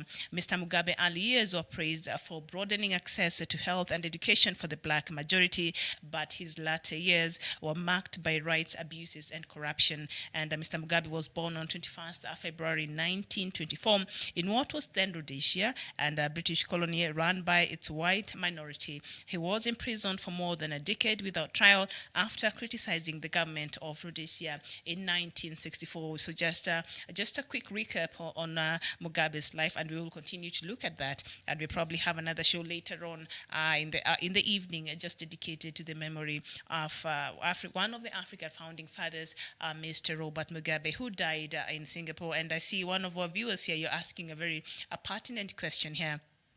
Dominique Nwandu, you're saying, why the African president received treatment in outside Africa than in African nation? It is too bad. I think you're wondering why presidents in Africa always are very quick to fly outside the continent to seek for their medical treatment. And this is a question that actually we've been asking here. And that is because a lot of hospitals, private or even especially the public ones, are in very, very bad conditions. And Zimbabwe ones are even terrible. And Zimbabwe used to have one of the most best even health facilities, but after years of I think poor management and the economic situation of the country, even right now Zimbabweans have to cross to go to South Africa or other neighboring countries actually to receive even the basic treatments or even medicines, because it's not present in the public health sector there in Zimbabwe. So for many, he was a hero and a liberator, but for others, he's not. They don't consider him as a person who really respected the human rights, and that led to even the West really. That is the reason why a lot of sanctions was put on Zimbabwe, outside, of course, of the land reclamation issue that happened about over 20 years ago, after he said that the land will be received and given to the Africans who actually originally. This land was taken from the Africans, and they said the land will be taken from the many white farmers who owned hectares of chunks of big lands, while Zimbabweans did not have even a piece of land even to cultivate. So all the arable lands in Zimbabwe were owned by white farmers or white settlers. And so he started a very ambitious land reclamation program over 20 years ago that really got him to troubles with the Western world. But before then, he was actually a Western darling. They loved him so much. And as I mentioned there before, Mugabe is quintessentially British, even in his mannerisms, the way because he studied in British, and the way he carried himself. He's quite well spoken. And when you listen to him, actually, he's somebody you can listen to for hours on end. He's quite a good orator. But outside of that, I don't know if there's anything else that Mugabe is really outside of, standing against what is considered the imperialist. I don't know what else Mugabe will be remembered with in Zimbabwe. I don't know how you're going to remember Mugabe this afternoon. Please continue sending your messages and how you remember Zimbabwe, and I'll continue reading them. And Bismarck Bure saying, an African hero has gone permanently to sleep. Rest in peace, our great leader. And so Robert Mugabe, of course, was born what was then Rhodesia, as I said, there on the 21st of February 1924. And he was a son of a carpenter and one of the majority Shona speaking people, educated at Roma Catholic mission schools. He qualified as a teacher. That was his first profession, winning a scholarship to Fort Hare University in South Africa. He took the first of his 7 academic degrees before teaching in Ghana. He's actually one of the most educated leaders we had here in Africa. 7 degrees. He studied, got 7 degrees before he actually started teaching in Ghana, and where he was greatly influenced by the Pan-Africanist ideas of Ghana's post-independence leader Kwame Nkrumah, and his first wife Sally was also Ghanaian. Yes, indeed, his wife Sally was Ghanaian, and I think she died from cancer, I believe, before he married his current wife, Grace Mugabe. And in 1960, Mugabe returned to Rhodesia. At first, he worked for the African Nationalist cause with Joshua Nkomo before breaking away to become a founder member of Zimbabwean African National Union, ZANU. And in 1964, after making a speech in which he called Rhodesian Prime Minister Ian Smith and his government cowboys, Mugabe was arrested and detained without trial for a decade. So he was not afraid to express his thoughts. And that after calling the then Prime Minister, Zimbabwe was known as Rhodesia at that time, and he called the then Prime Minister Ian Smith a cowboy, and that landed him 10 years in jail without trial. And his baby and son died while he was still in prison, and he was refused permission to attend the funeral. Can you imagine that? So in 1973, while still in detention, he was chosen as president of ZANU, and after his release, he went to Mozambique and directed guerrilla raids into Rhodesia, and his ZANU organization formed a loose alliance with Nkomo Zimbabwe African People's Union. So those are just the early days when Zimbabwe was trying to reconstitute itself, the black Zimbabweans, and try to fight against the rulers of the white man there in Zimbabwe. So during the torturous negotiations on independence for Rhodesia, he was seen as the most militant of the black leaders and the most uncompromising in his demands. In other words, he was a person who was quite, he had the discipline, and he was quite principled, and so he was chosen because of that, because he could stand against the white man, and he was also very, very principled. And, on a 1976 visit to London, he declared that only solution to the Rhodesian problem would come out of the barrel of a gun. So he declared war against the white man, and self-confessed Marxist Mugabe's victory initially had many white people packing their bags ready to leave Rhodesia while his supporters danced in the streets. But of course, he made sure that the white people who remained were never really attacked, because when he was giving his speech as the first black prime minister there for Zimbabwe, he said he had two things that he was going to institute in Zimbabwe, and that is democracy and reconciliation. And of course, that is a question that I asked here Dr. Matanga, if at all he thinks Mugabe was able to achieve this. And from your own Zimbabweans who are there, I can see a lot of you here writing to us this morning. I don't know, do you feel as though the former president and now late President Robert Mugabe was able to achieve democracy and reconciliation? Did he nurture an environment that encouraged democracy? Because from what now, when the democracy became really reached its peak, especially during, I remember the now late also opposition leader, what was his name, Morgan Tsvangirai, I think suffered a lot of hostility from Mugabe's government. So I don't know, democracy, was there a room for development in terms of democracy in Zimbabwe during Robert Mugabe's rule? Did it thrive, or was it curtailed? So let me just know how Mugabe's legacy will be in terms of democracy in Zimbabwe and also reconciliation. What we know is he was able to, I think, reconcile with the white, of course, after standing to them, but also he made sure that, the white minority were not really attacked, or Zimbabweans did not go after them. But of course, after his controversial land reforms that he introduced over 20 years ago, that is what got him into problem with the white man, because he said, how can just a minority in this country all the arable land here in the country? And so he said, this land was taken from the black people by force, and they did not give it, willingly. And so he said, we must have a plan that makes sure this land goes back to the people who rightfully owns it. But some critics would argue that actually after he reclaimed a majority of this land, he gave it to his cronies. So that also began an agitation with the black Zimbabweans. I don't know about that part, but you can tell me if you're Zimbabwean or you understand the history of Zimbabwe out there. You can share with me your thoughts on that, the land reclamation.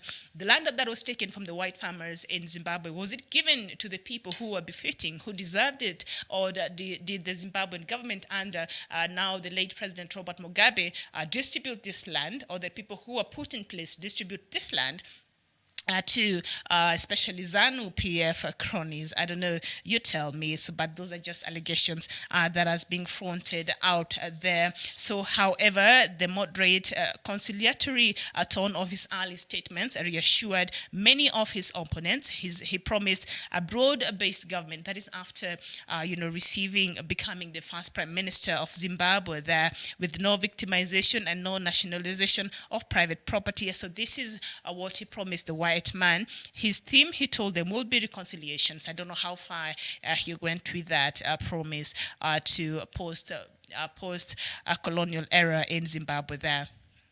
So after abolishing the office of Prime Minister, Mugabe became a president in 1987 and was elected for a third term in 1996. The same year, he married Grace Marufu after his first wife died from cancer. And Mugabe already had 2 children with Grace, 40 years his junior. A third was born when the president was 73 years old. He did have some success in building a non-racial society. That is one thing that Mugabe will be remembered for, but in 1992 introduced the Land Acquisition Act, permitting the confiscation of land without appeal. So that is what, as I've said earlier, got him to trouble and with the West. But before then, he was actually a favorite of the West. And the man was to distribute land at the expense of more than 4,500 white farmers who still owned the bulk of the country's best land. So it is said that after this land was taken from the white people, because before then, Zimbabwe actually used to be the food basket for the rest of the continent. If there was a famine in a certain country, we knew where we were going to get the food from, or the donation from, or buy the food from. It was in Zimbabwe. But I think after the redistribution of land, because the white farmers apparently did very good in terms of farming, but after this land was taken from them, and now agricultural sector was actually affected so much in Zimbabwe. So just let me know your thoughts on that. And in early 2000, with his presidency under serious threat from the newly formed Movement for Democratic Change, that is the MDC, led by former trade union leader Mourning, Mugabe lashed out against the farmers seen as MDC backers. So that is where he had a problem with. He thought the MDC leader Mourning was actually siding with the farmers, and so he lashed out against the farmers. And I think now his land reclamation project, he became extreme, and in the manner in which he was getting this land from these farmers was not as was initially planned, because he thought these farmers actually are backing the opposition leader Mourning of the Movement of Democratic Change. And in 2017, of course, he sacked his longtime ally, who was then the Vice President, Emmerson Mnangagwa, paving the way for his wife, Grace, to succeed him. So there had been some rumors that Grace Mugabe actually wanted to succeed her husband, because at that time, President Mugabe's health was not very good. He was in and out of the country going to seek for treatment, especially in the East. He couldn't go to the West because a lot of ZANU-PF leaders, including President Mugabe, were facing travel bans. So that is why, even as we speak, he's dead in Singapore, and even his vice president, Constantine Chiwenga, I think, was seeking for treatment in China. And I remember asking her, who even goes to China for treatment? But that is where some of the leading top leaders in ZANU-PF can only go seek for treatment, because the West have really shunned them out with the sanctions, and also they've been issued with the travel bans, the leaders there of ZANU-PF. So in case you're wondering why did Mugabe die in Singapore, that is the reason why. He cannot he could not travel to the West, because he was facing travel bans, among other sanctions that was put on some ZANU-PF officials, as well as ZANU-PF as a party. Actually, ZANU-PF is probably the only party in the world that has been sanctioned by the West. And of course, Zimbabwe is one of the countries that has faced so many sanctions in the world, in the ranks of Iran and other countries that the West feel are actually having a thriving environment when it comes to human rights abuses. And remember, earlier this year, after the protesters were maimed and others killed and beaten, and were met with a lot of forces by the Zimbabwean police there after they were protesting the election results, last year's election.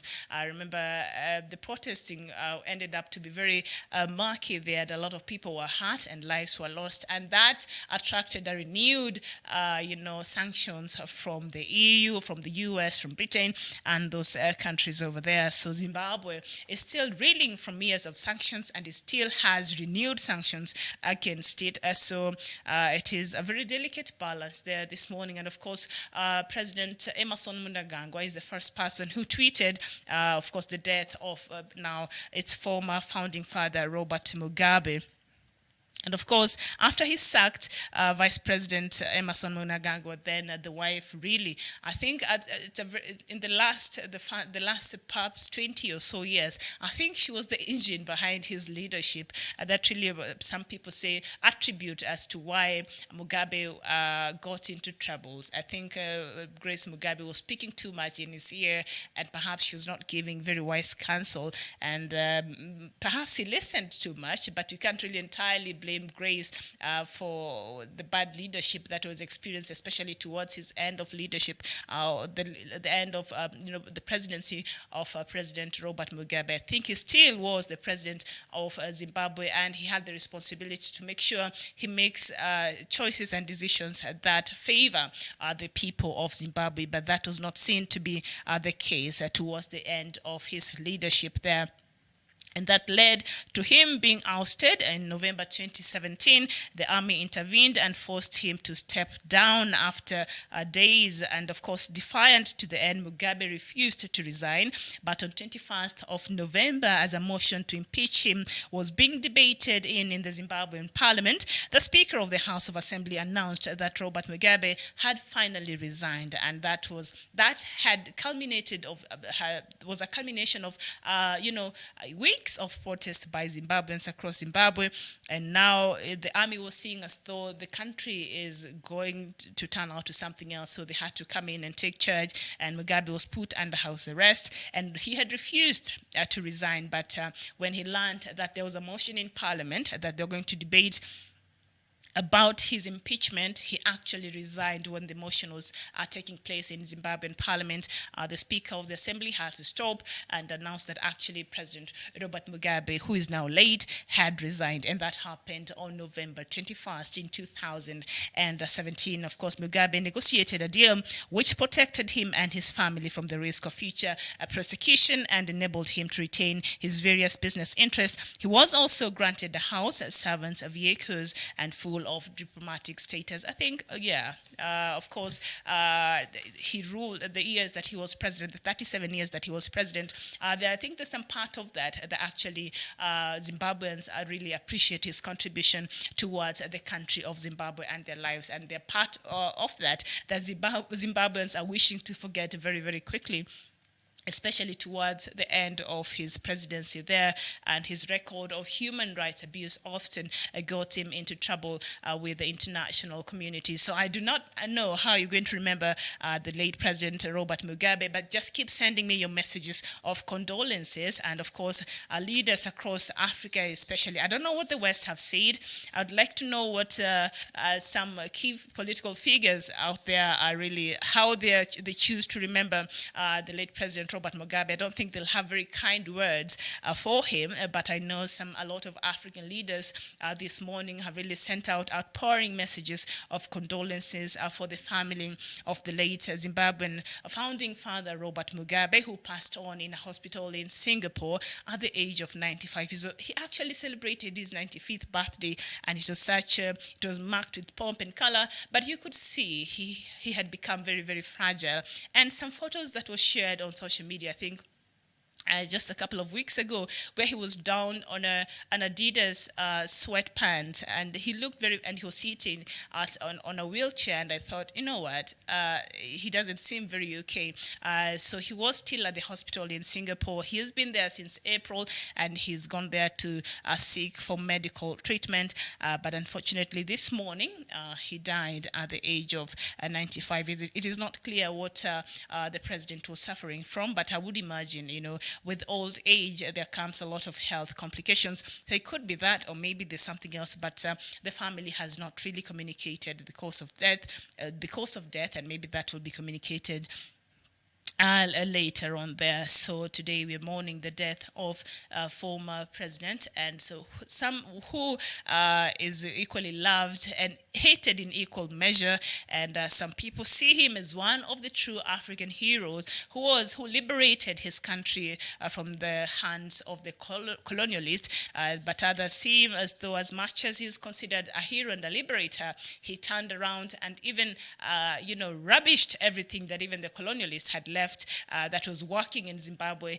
His 37 years of regime, really, even the few that he'd left, rubbished everything. And Zimbabwe, that was known to have had the best infrastructures in Africa, that was known to be the food basket in Africa, turned out to be actually a basket case. So I don't know how you remember Zimbabwe, the former president of Zimbabwe, Robert Mugabe, but please keep sending him messages and let me know how you remember him. Max Manyika, you're saying Zimbabwean terrorist leader is gone. Wow. Chiboy Ojemkoy, you're saying God bless Biafra. Vincent Okoy, you're saying good people keep your true works. We love you too and thank you really for watching. Dominic Nondo, you're saying good deed of people should be remembered. I like it. And let me see here. Washi Mataure, you're saying Zimbabwe built a legacy outside of Zimbabwe as a respected pan-Africanist, but unfortunately within the country, it is what I could call democracy. The land redistribution was noble, but the execution was corrupt. So in this case, do we blame the people that perhaps he put in charge of the distribution of land, or do we, the buck has to stop with the president, right? But also, Washi Mataure, I'm sure outside of that, there's something maybe you think he done that changed the life of Zimbabweans. He was not bad 100%. I'm sure there's something he did there, some legacy, some contribution towards the betterment of Zimbabweans, perhaps not towards the end of his presidency, but somewhere at the beginning when you read the history of Zimbabwe, and especially during the fight for independence, I think his contribution speak for itself. And so I don't know, but his is just a mixed bags of good and bad, and it appears that he's mostly remembered with the latter, which was not very good and drowsy. But Mabuza Royal, you say, we remember Mugabe butchering, causing atrocities in Matabeleland. A very bad man divided the nation, caused tribalism. And I think this is the same thing, that the same issue that some Zimbabweans are having against the now president, Emmerson Mnangagwa. And they're saying when this was happening, actually, he was part of the leadership under the then presidency of Robert Mugabe, who overseen these atrocities happening in Zimbabwe. So even right now, I think a case was started and about the murder in Matabeleland, and there are people who are accusing him to have been part of that. And I've seen that being brought up in several forums. And now President Emmerson Mnangagwa, who served under the leadership of now late President Robert Mugabe, is being mentioned widely with his contribution to such atrocities. So that is your opinion. Thank you so much, Lucky Jackson. Lucky Jackson, you're saying, let me see, did I miss it? Lucky, let me look for that comment here. You're saying once a great leader that turned dictator. Okay, and let me see who else here. What you're saying this morning, and all right, Judith Mukonyora, you're saying most with bad. So mostly people are able to remember him, especially in the latter part of his presidency there. And he was one of the funniest men who won't come to women a quota bill. Why would you say that? That's funny. I want to know why you think he was one of the most funniest men when it came to women, and why women in particularly. Is there a reason why?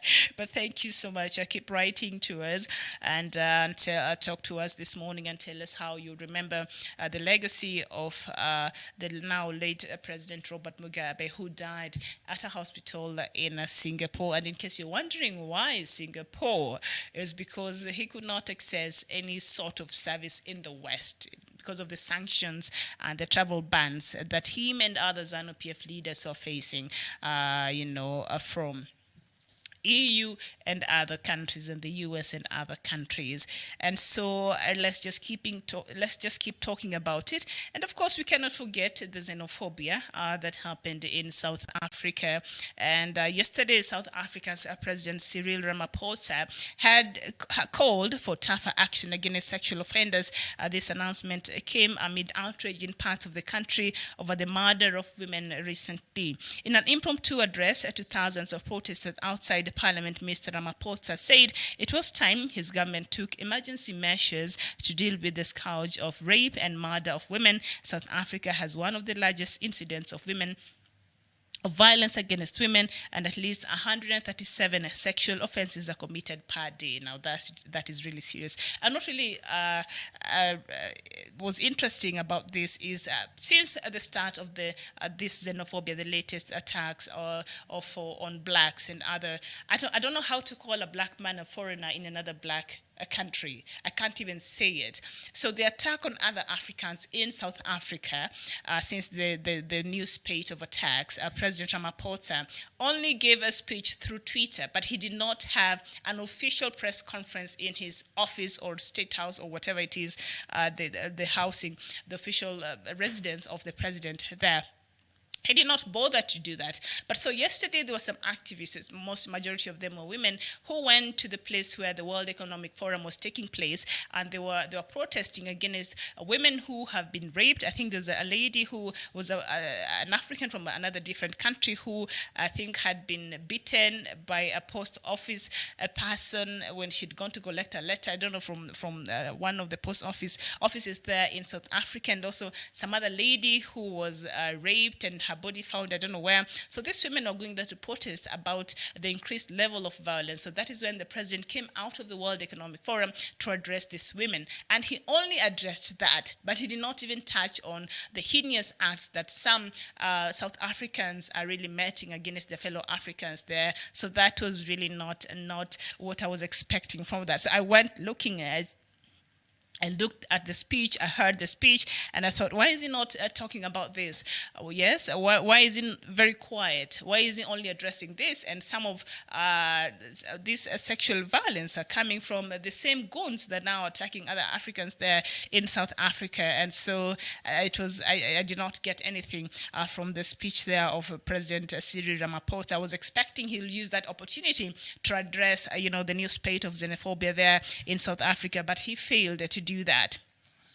So now, the life of Robert Mugabe, Zimbabwe's former president, came to epitomized as the new African of an independent continent. South Africa's governing African National Congress, ANC, had said he was someone who, having shrugged off the colonial yoke, would strive to ensure his country took its rightful place amongst the community of the nations. Its statement said now his ZANU-PF party was an inspiration to the ANC during the years it was fighting South Africa's apartheid government. So this is just a message of condolences from the ANC party, who are now being accused to be conspiring and to be complacent in the heinous acts that are happening right now in South Africa. And they're saying that actually the ZANU-PF party was an inspiration to the ANC. It is one of the oldest, strong, respected African parties, the ZANU-PF at that time, and the ANC, and they borrowed a lot of the inspiration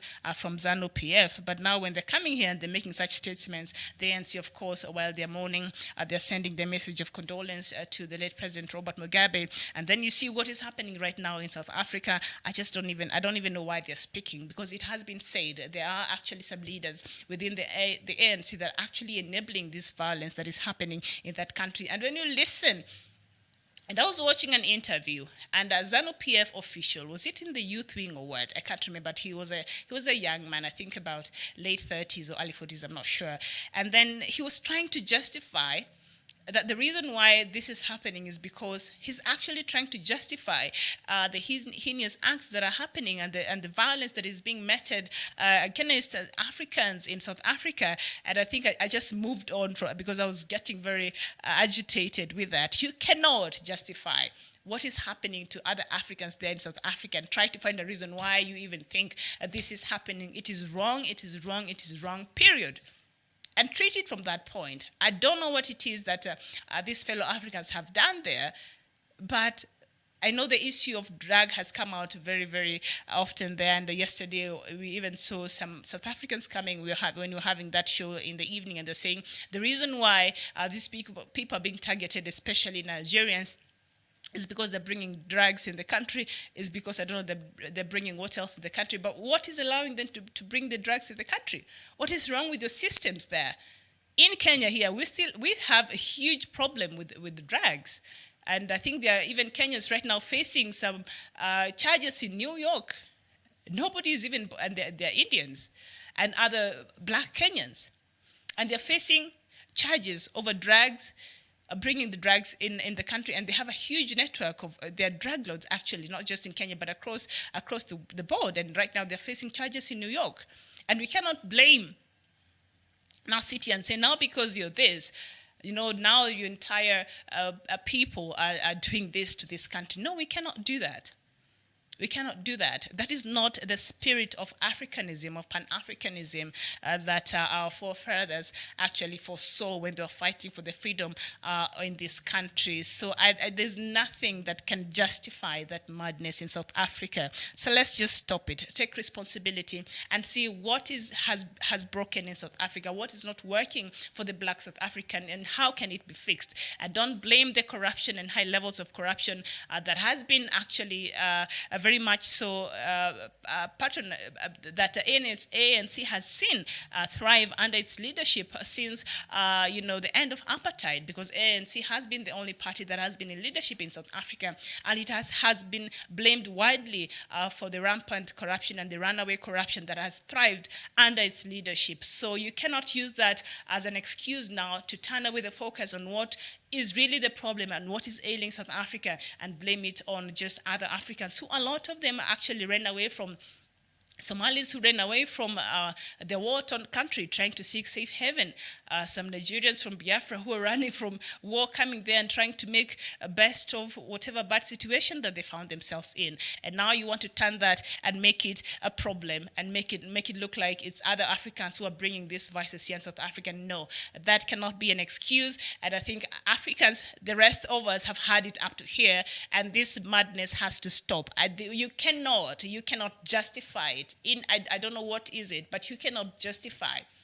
If one person was caught, just take them to court, charge them with drugs. People in China, foreigners, if you go there with drugs, you're shot. You're a dead meat. And you will never hear even countries come out and say, because if you decided to engage in that, you'll have to carry your own cross. So if these foreigners are found breaking the law, you charge them and take them to the jails. But when you see the level of looting that was going on, you see women carrying stuff, young people, it is wrong, and you cannot justify that kind of mayhem. And it is unacceptable in all levels of, it is in all levels, in the name of decency, in the name of humanity, in the name of Pan-Africanism.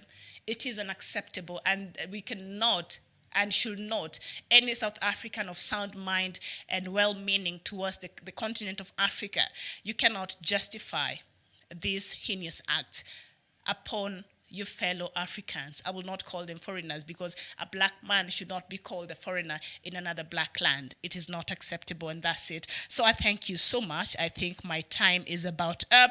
I still have 3 minutes left, but today we are paying our a tribute to the now late President Robert Mugabe. Died at the age of 95 in a hospital in Singapore. He's been seeking treatment there since April, and so today many others see him as a hero, others see him as somebody who really was the epitome of the bad in Zimbabwe. So that is just up to you, and a lot of Zimbabweans, others cherish him, others are just happy that he's dead. I don't even know how how I can see that, but that is it. And so it is a sad morning because afternoon here, because actually Robert Mugabe was known to be one of the true Pan-Africans. So perhaps it changed in the course of leadership. If you've stayed 37 long years in power, at some point you will mess everything up. And I think one of our viewers here said it better up there while we were starting the show. And they said the problem with Mugabe and other leaders, say like the Ugandan leader and other leaders, is the overstaying of power. So even if the little that you've done, the much that you had done that was good for the country, when you stay for the 37 long years that Robert Mugabe had stayed in power, at some point, you and your administration and the people that work under you, things will go absolutely wrong. And that is what happened. And that is why, especially for the younger generation of Zimbabwe, they find it very difficult to really remember the late President Robert Mugabe in a good light. But if you go and really check your history, you'll actually learn that he actually made a lot of good contribution towards your country, but it got messed up somewhere along the way for the last 20 years. Especially, it has not been, before he left power, it was not very well. And his leadership and people who worked under him really did a great disservice to Zimbabwe, and we have to speak the truth. And so it is under his leadership that Zimbabwe actually economic situation worsened, and that is blamed on the hefty sanctions that was meted in Zimbabwe, but also the people he put in place to manage the economy, and he gave responsibilities in the different sectors. They did seem to be very up to task to make sure that Zimbabweans are served. So we are hoping that lessons can be learned from our history, and Zimbabwe can emerge from where it is today. Even right now, I think, was it on Monday here or Tuesday, I was reading that the doctors were on strike, the teachers are always on strike, and things are not working. So it is a tough time for a normal Zimbabwean who's just trying to get by every day and just hustle their life and see that they even have a meal a day. It is tough times, and we appreciate that. But also it takes even you together with the government to make sure that things actually starts to work. Our president once said here, after we were having attacks by Al-Shabaab every now and then, and he said, security, as much as the government, as a national government, we're there to offer you security, but security has to start with you as a citizen of this country. When you see something suspicious, you see something is not working out well, you have a responsibility of reporting it to the people, partnering with the government and going to the police station and reporting it and making sure that if there's a terror activity that was being planned, then it will be curtailed before it becomes a disaster. So not just security, but also in other sectors, I think we need to help our governments and to play our role as Africans to make sure that we have better countries and we leave it better than we found it. Max Manyika is saying, tell me one more good thing he did for Zimbabwe. Just one good thing. You can tell me that. You and Freedom Biafra, you're saying because he was not he was not a pushover. He was not, and he stood. But, some, like our friend there, Manyika, would disagree with that. And a quote, Amabilo, saying, nobody's perfect, and God bless him. Yes, indeed. Thank you so much for, keeping me company. Of course, Dr. Matanga was here earlier. He had to leave to go and take care of some businesses, but we will be back at 4 p.m. East African time, and we will continue having these very important conversations that affect us today. Africa, we'll still look at the xenophobia, and we look at the latest. We know there has been a repercussion and some impact over this, and some countries have taken stance, and a country like Tanzania has halted its flights to South Africa. Nigeria has closed all the MTN shops in Nigeria. I don't know, Namibians, we saw them going to the embassy there in South Africa and protesting. So a lot has been happening. And now the death of the former president of Zimbabwe, Robert Mugabe. So just keep sending your messages, and hopefully we can meet here at 4 p.m. for another edition. I think it will be Matanga Africa Perspective or something like that. But still, we'll be looking at the matters and issues that affect us as Africans, discuss them and see which way forward in Africa, and how can we find solutions for ourselves without engaging the outside world.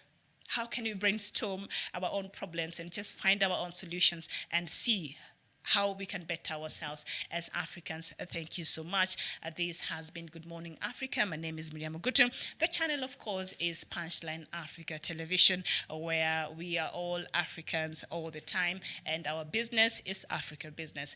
Thank you so much. I'll see you at 4 p.m.